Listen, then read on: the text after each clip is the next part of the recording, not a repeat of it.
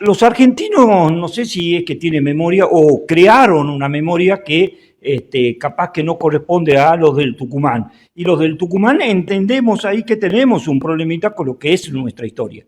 Nosotros en Tucumán tuvimos una independencia con revoluciones, con muertes, entonces eso, cosa que no se dio en Buenos Aires, no se dio en otras provincias como podemos decir un Córdoba, no se dio en otras provincias como decir un San Luis. Tucumán tiene una fortaleza como la tiene Salta, como la tiene Jujuy, puntualmente. Jujuy era escenario de plenas guerras permanentes. Bueno, después vino lo que fue las fronteras y nos dejaron y nos crearon los límites territoriales que convivía o consistía en las políticas o en las geopolíticas de otros imperios, por así llamarlo. A partir de ahí viene lo que podemos hablar de una Argentina, que es una Argentina que está fragmentada de la patria grande que es la Sudamérica. Acá en Tucumán se hizo las Provincias Unidas de Sudamérica. Por supuesto que eso también trae una grieta en el momento, porque si hablamos de que en ese momento hubo una guerra, no eran contra españoles, sino eran con hombres que tomaban posturas por Europa y por España que se llamaban realistas, pero eran tan americanos como lo eran los que estaban con nosotros. Se habla de federalismo ahora, ¿no? Se está hablando mucho de federalismo cuando la realidad actual, ¿no?, muestra de que hay una mayor concentración, por ejemplo, de intereses políticos en Buenos Aires como en el pasado. Como justamente usted lo decía, ¿no?, la misma revolución no se llevó a cabo acá en Tucumán como en Buenos Aires. ¿Está pasando lo mismo ahora?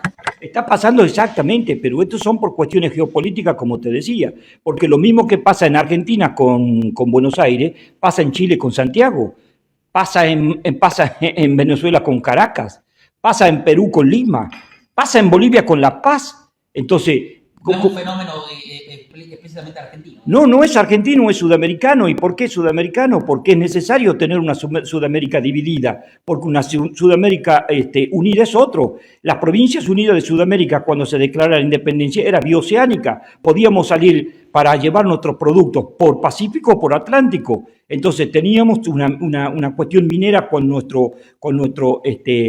montañas muy grandes. Teníamos nuestros mares a donde había una industria. O sea, tenemos absolutamente. Yo una sola pregunta te hago: ¿cómo puede ser que nosotros en Tucumán no podamos comer un pescado fresco cuando tenemos la cantidad de mares en nuestro territorio argentino? ¿Qué es lo que nos pasa? ¿Por qué tenemos ese problema?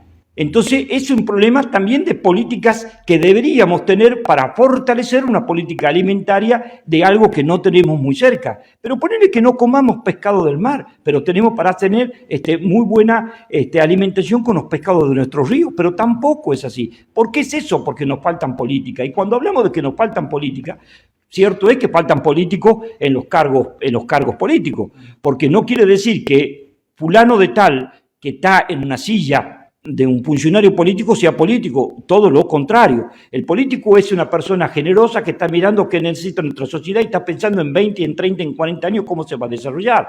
Esos hombres son los que van generando políticas hacia el futuro. Manuel Belgrano estaba plenamente trabajando sobre el tema de tomar una independencia y crear una patria, pero ya estaba hablando de cómo vamos a hacer escuelas.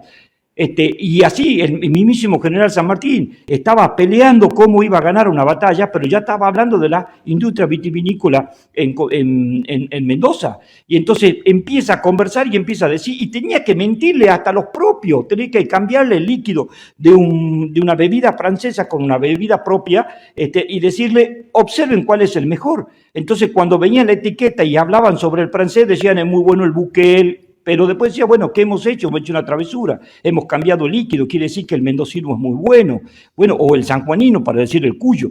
Estas son las cosas y estas son las puntualidades que hay que dar. Pero la decisión política de un San Martín por el tema de la industria, aparte de la guerra, aparte del cruce de las Andes, aparte de los ejércitos, aparte de todo eso, en su ideología política, es muy fuerte, que es lo que nosotros necesitamos, hombres políticos que tomen decisiones para el pueblo.